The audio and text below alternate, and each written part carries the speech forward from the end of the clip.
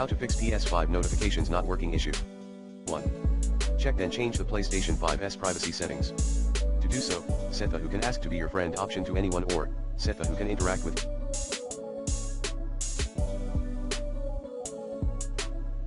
you through parties, games, and messages option to anyone. Settings users and accounts privacy view and customize your privacy settings communication and multiplayer. 2.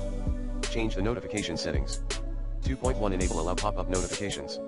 2.2 Set show pop-ups to when friends go online option. 2.3 Set pop-ups for the game invitations. 3. Turn off do not disturb.